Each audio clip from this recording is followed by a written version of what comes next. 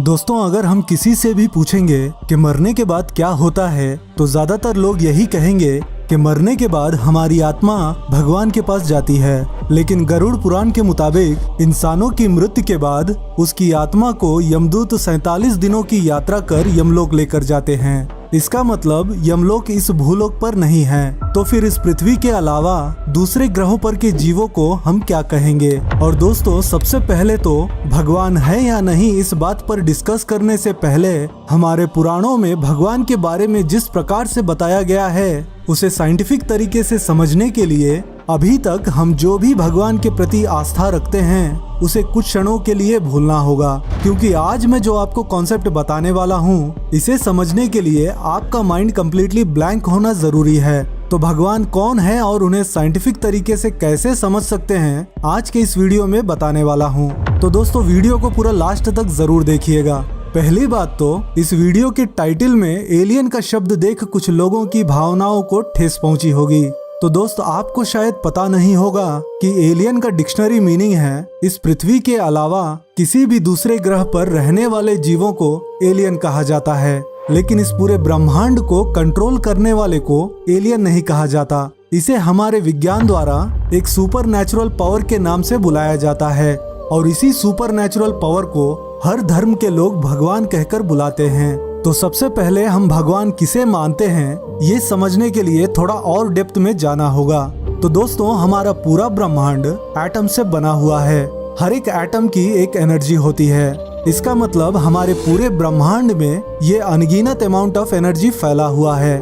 और दोस्तों, ये तो हम सब जानते ही हैं कि एनर्जी ना ही क्रिएट किया जा सकता है और ना ही डिस्ट्रॉय, लेकिन इसे एक फॉर्म से दूसरे फॉर्म में कन्वर्ट किया जा सकता है।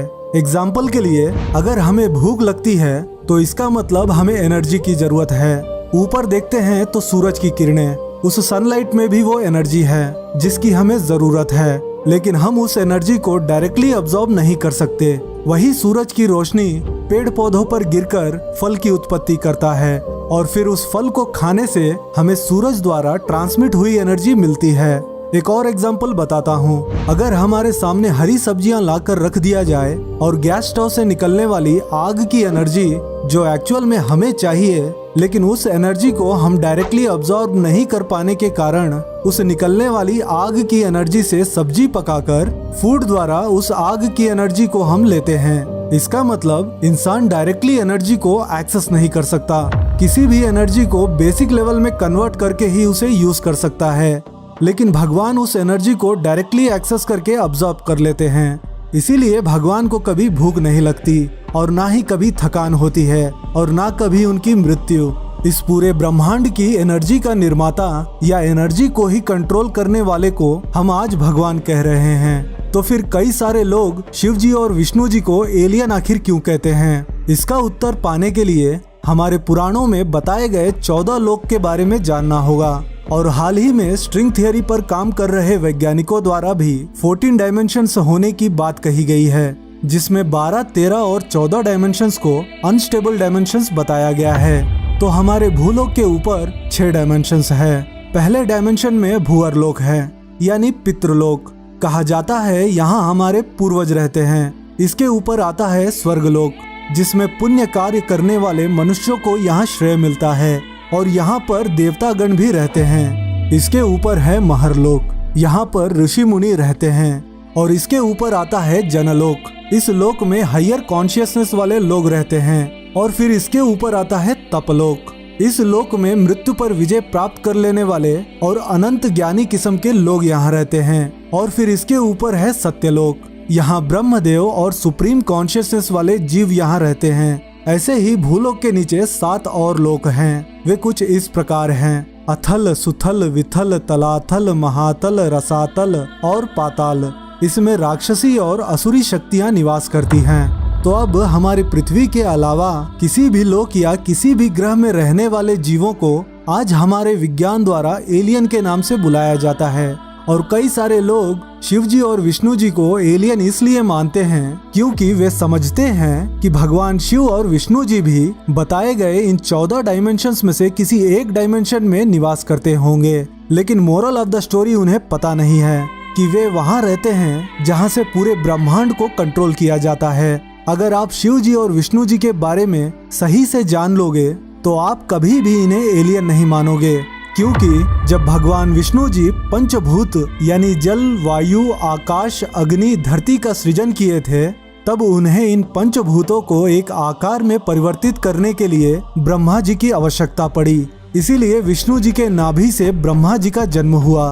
और दोस्तों, इसीलिए आज लोटस फ्लावर को इंटर डायमेंशनल पोर्टल का एक सिंबल के तौर पर देखा जाता है, यानी कि ये एक डायमेंशन से दूसरे डायमेंशन पर जाने का एक प्रकार का मार्ग दिखाती है। तो फिर ब्रह्मा जी ने विष्णु द्वारा क्रिएट किए गए इस पंचभूत को एक आकार में परिवर्तित कर पूरे ब्रह्मांड का सृजन किए। इसीलिए ब्रह्मा जी को सृजनकर्ता भी कहा जाता है। और ऐसे ही क्रिएट किए गए सृष्टि को फिर से नॉर्मल स्टेज पर लाने के लिए ही शिव जी को प्रकट किया गया है। और आज हम इसी नॉर्मल स्टेज को डिस्ट्रक्शन कहते हैं। लेकिन एक्चुअल में देखा जाए तो ये डिस्ट्रक्शन एक प्रकार का लाइफ साइकिल को बैलेंस रखने का प्रक्रिया होता है। इसीलिए शिव जी को विनाशकर्ता भी कहा जाता है।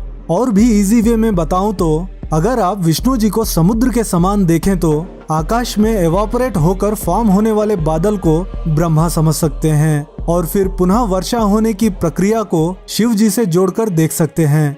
इन तीनों देवों के द्वारा ही इस सृष्टि को बैलेंस करके रखा जाता है। और ये त्रिदेव ही विज्ञान द्वारा बताया गया वो सुपरनैचुरल एनर्जी हैं, जो समय आने पर वे हर जगह मौजूद होते हैं। जैसे कि हमारे पुराणों में स्पष्ट रूप से बताया गया है कि शिव जी का निवास स्थान कैलाश पर्वत पर है, और शिव जी का वाहन नंदी, गले में वासुकी नाग और रुद्राक्ष की माला, हाथ में डमरू, ये सभी हमारी पृथ्वी पर आज भी मौजूद हैं।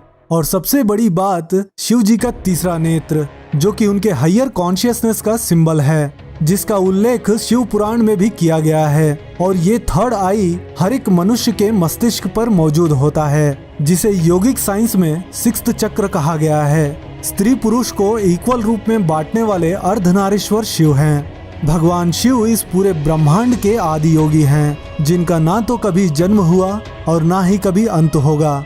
और वे कई हजारों सालों तक इस पृथ्वी पर मौजूद कैलाश पर्वत पर निवास कर चुके हैं, और शायद आज भी वे धरती के उसी स्थान पर निवास भी कर रहे होंगे।